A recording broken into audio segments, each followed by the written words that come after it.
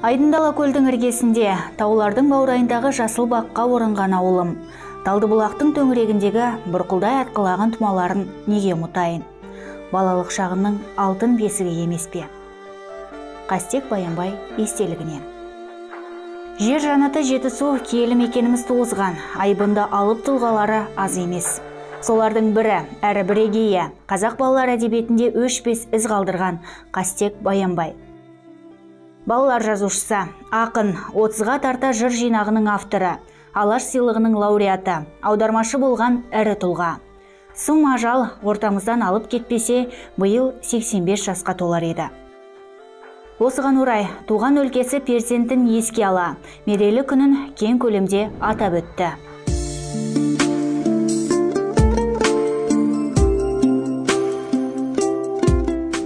Енді сырт көзге оғысы тәкаппар көрінеді.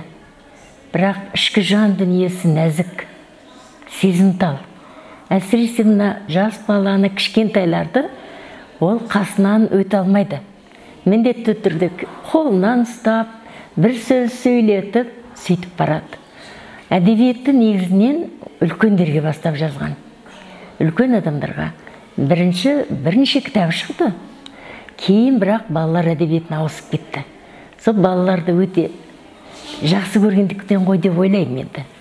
Балаларды жақсы көргендіктен солай ауысты деп ойлаймын. Бірқатар шаралардың ішінде Үшарал қаласындағы Мұхамедбай Мыңбайұлы атындағы орта мектебінде білім бөлімінің ұйымдастыруымен бастауыш әрі орта сынып оқушылар арасында аудандық Қастек Баянбай оқулары өтті.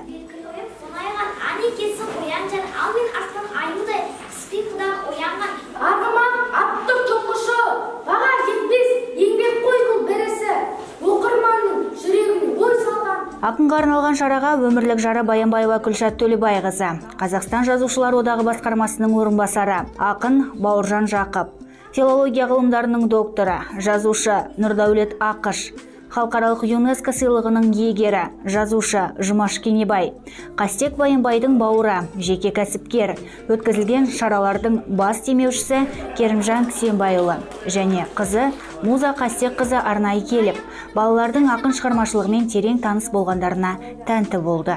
Қастек ата талды бұлаққа жарғатқан, мәңгілікке есіңізде қаласың. Екі бөлімнен тұрған оқулар байқауында «Жыр дәурен» номинациясында оқушылар ақынның барлық дерлік шығармаларын жатқа оқып, бірінен бірі асып жатты. Ал «Көкірегімде жыр сәулесі маздайды» номинациясында жас дарындар ақынға арнаған өз шығармаларын, арнау өлеңдерін оқыды. Кимешекті әжені көтергісі келіпті, өзі оқыған мектебін қос базарға теңепті. Аз күн жалған ғұмырды сабақ жіптей көріпті, жақсы менен жаманды айырмалап беріпті. Солай біздің Қастек атты атамыз балаларға жыр жазудан талмапты. 101 жұмбақ жаңылпаш пен өлеңді біз сияқты жеткіншекке арнапты. Сондай-ақ 2 және 4 сынып оқушылар арасында жаңылпаштар байқауы, жүзікте жұмыр жұмбақтар сайысы өтті. Ауданымыздың мектептерінен жиналған 160-қа жуық бала сайысқа тыңғылықты дайындалып келгендіктерін көрсетіп, ақын шығармаларын мүдірместен орындап жатты. Қастек Баянбай. Ашық күн, атамның баяғы, жаралы аяғы, жауынды күндері ауырып қалады, көрпесін жамалып, жатады сарылып, кенет күн ашылса кетеді сауығып. Байқау соңы аудандық Зейнеп Қойшыбаева атындағы мәдениет үйінде жалғасып, 100-ден жүйрік шыққан оқушылар марапатталды.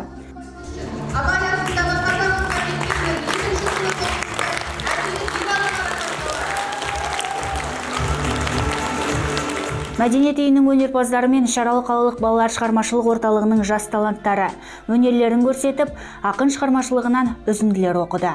Біріншіге барамыз, биыл күзде көбіміз, кейде қызып қанымыз, қызарса да шекеміз, кешке қарай бәріміз ақылды болып кетеміз.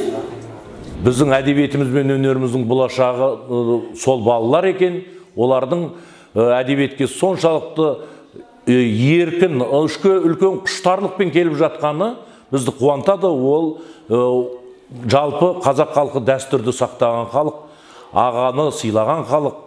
Сол ағаларымыздың рухы шат болсын, осындай шаралар жылда өткізіліп тұрсын деп тілек етеміз. Сіздерге мыңда бір рахмет айтамыз осы ел жұртқа. Өткізілген шараның басты мақсаты қаламгердің шығармашылығын, еңбектерін насихаттау, сондай-ақ өскелең ұрпақтың ақын жазушыларының қалдырған мұраларына деген жоғары құрметін қалыптастыру болды. Айдындала көліміз өзінен шыққан ұлы тұлғаларын мақтан тұта, мәңгі есінде сақтамақ.